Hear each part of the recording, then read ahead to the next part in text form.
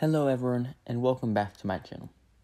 Today, continuing our redistricting A to Z adventure, we are going to be talking about Arkansas. Now, Arkansas is a very small state in terms of population. Therefore, it only has 4 congressional districts. Additionally, while for most of its history, Arkansas, like much of the South, was a Democratic state, since 2000 has consistently voted Republican, at least on the federal level.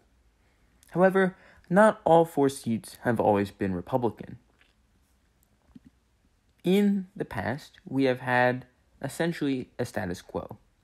This status quo had 3 Republican seats in Northwest Arkansas, Northeast Arkansas, Southwest Arkansas, with 1 more competitive district centered around the capital, Little Rock, in the Senate.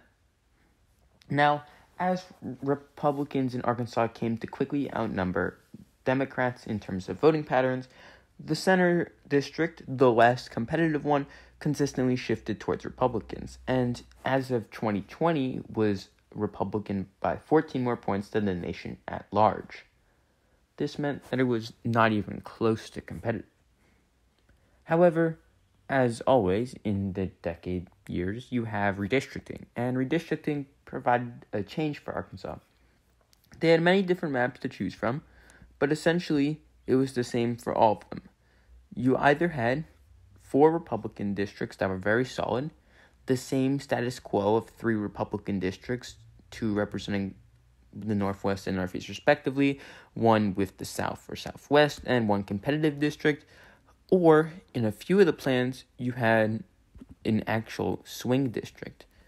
However, this plan for a swing district that encompassed Little Rock and also much of eastern Arkansas was a Democratic plan, and of course the Republicans were not going to vote for something that they saw as giving away a seat to the Democrats. Even though this map had arguably the best efficiency gap of any map, with only 2% of Republican votes more than Democrats being wasted, whereas every other plan had Republicans winning all 4 seats, and therefore the expected 22-ish% of the vote going to Democrats being wasted.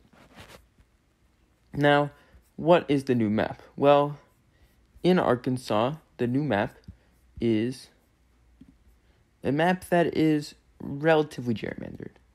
This is because they split up the main county, the largest county in terms of Democratic votes in Arkansas, Pulaski County.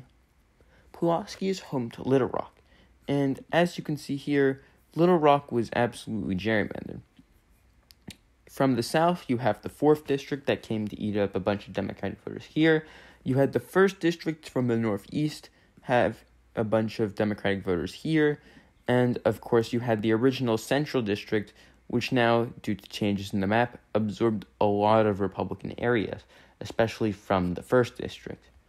This means that now, out of Arkansas's previous status quo of 3 strongly Republican districts with a 4th one leaning, you now have 4 very strongly Republican districts. Now, it is still possible for Democrats to win a seat in the 2nd district. This seat, however, would only come by Democrats winning the national popular vote by 17 points. This would require essentially a 58% of the vote margin. That is basically, in the current political environment of hyperpolarization, impossible, especially in Arkansas. So, that's the summary of Arkansas. Don't forget to like and subscribe. Thank you for watching.